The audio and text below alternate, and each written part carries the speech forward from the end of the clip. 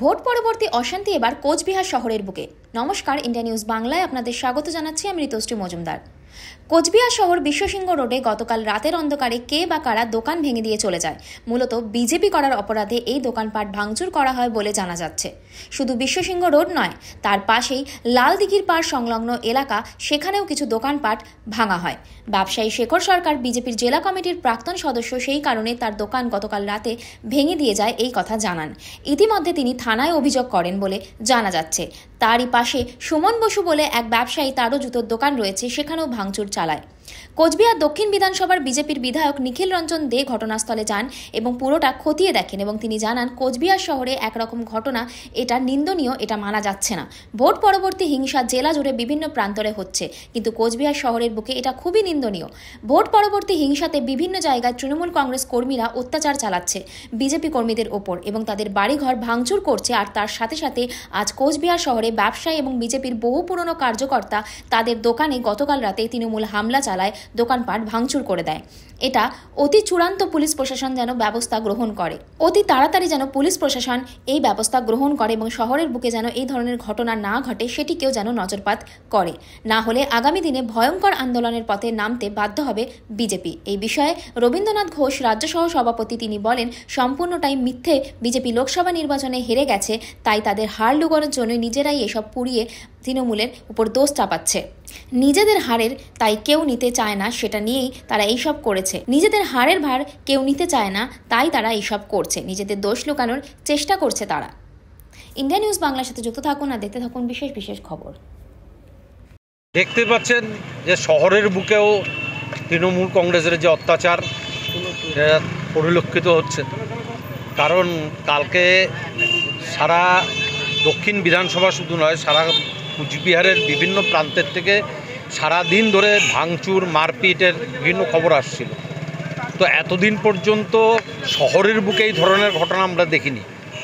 এই প্রথম আমাদের বিজেপির বহু পুরনো কার্যকর্তা, মানে আজ থেকে প্রায় যখন বিজেপির জন্মলগ্নের থেকেও ভারতীয় জনতা পার্টি করে আসছে, আর সামান্য একটা ছোট্ট দোকান করে খায়, সংসারটা চলে, তার দোকানটাকে এইভাবে ভাঙচুর করে যদি কেউ কোনো বীরত্বের কাজ করে থাকেন তাহলে ভুল করবেন।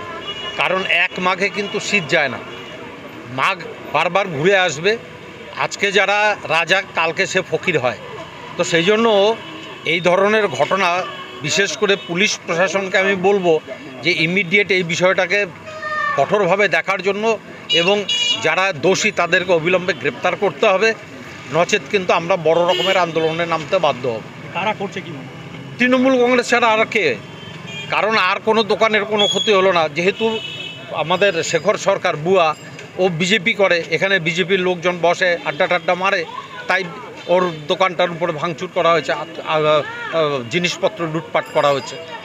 প্রায় 1 থেকে 1.5 লাখ টাকার যা মাল ছিল সমস্ত মালপত্র লুটপাট করে নিয়ে যাওয়া হয়েছে। তো এটি কী ধরনের অত্যাচার চলছে?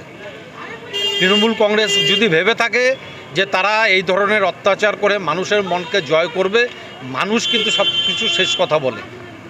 সেই কারণের জন্য মানুষের রায়কে আমরা যেমন মাথা পেতে নিয়েছি, ঠিক তেমনিভাবে উচিত হবে তৃণমূল কংগ্রেসের যারা জেলা নেতৃত্ব আছে তাদের কাছে আমার অনুরোধ, ইমিডিয়েট এই সমস্ত বন্ধ করুন। নচেত আমরাও কিন্তু হাতে চুরি পড়ে বসে নিই। আমরাও কিন্তু ভাববেন না যে আপনারা অনেক বেশি ভোট পেয়ে গেছেন। আমরাও কিন্তু পশ্চিমবঙ্গে প্রায় 2.5 কোটির উপরে ভারতীয় জনতা পার্টি ভোট পেয়েছে। সেই জন্য মানুষের ম্যান্ডেট আপনাদের পক্ষে গেছে। সেই জন্য মানুষের যাতে এই ধরনের ক্ষতি আর না হয় সেই বিষয়ে আমি লক্ষ্য রাখার জন্য, কঠোরভাবে দৃষ্টিপাত করার জন্য বলছি।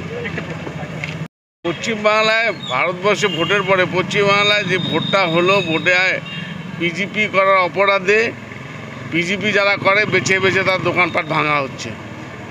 পশ্চিমবাংলায় বিরোধী করা যাবে না, পশ্চিমবাংলায় হচ্ছে তৃণমূলই করতে হবে।